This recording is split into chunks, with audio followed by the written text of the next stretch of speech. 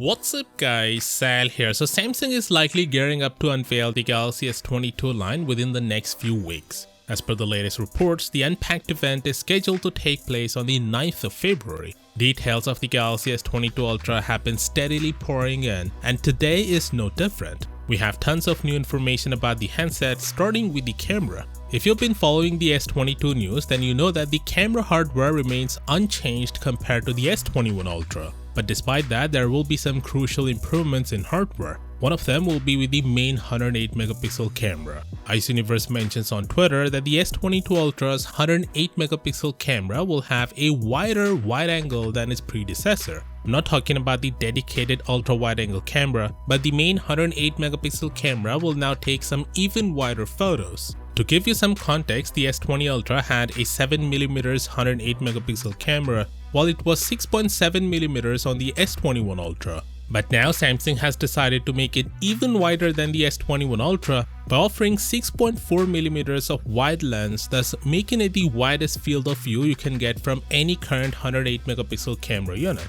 Again, if you're wondering, you'll still have a dedicated ultra wide angle camera to take even wider photos. Anyway, this is good news as this now allows you to capture much more of the scene than a normal 108 megapixel camera can. Moving on, a few weeks ago we heard that the S Pen on the S22 Ultra will offer the lowest latency we've ever seen on a stylus at just 2 milliseconds. This is ridiculously low compared to the S Pen on the Note 20 Ultra, which offers 9 milliseconds of latency, which to be honest already feels like writing on a paper. And now we have more information that the S22 Ultra will indeed get the lowest latency S Pen, but it's gonna be 2.8 milliseconds, which is still ridiculously low, and will offer you writing and drawing experience perhaps even better than you'd get on a paper. And it's not just the S22 Ultra, but the Galaxy Tab S8 Ultra will also get the same S Pen low latency. Next, we finally have some details about the Exynos 2200 on the S22. See, both the Snapdragon 8 Gen 1 and Exynos 2200 will likely use the same cores on the same architecture,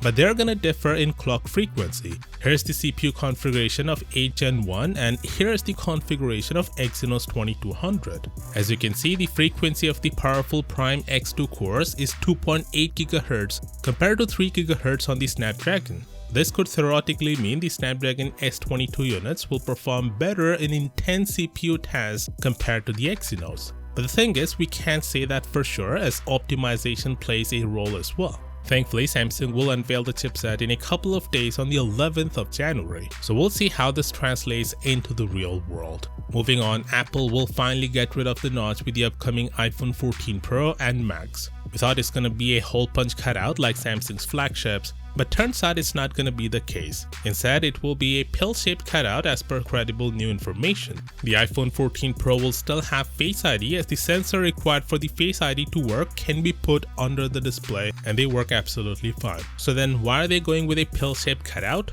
Well, because the infrared sensor required for the Face ID still cannot be put behind the display. So they went with this cutout instead. Let me know how do you feel about this design in the comments down below. And as always, I'll see you tomorrow. Peace out.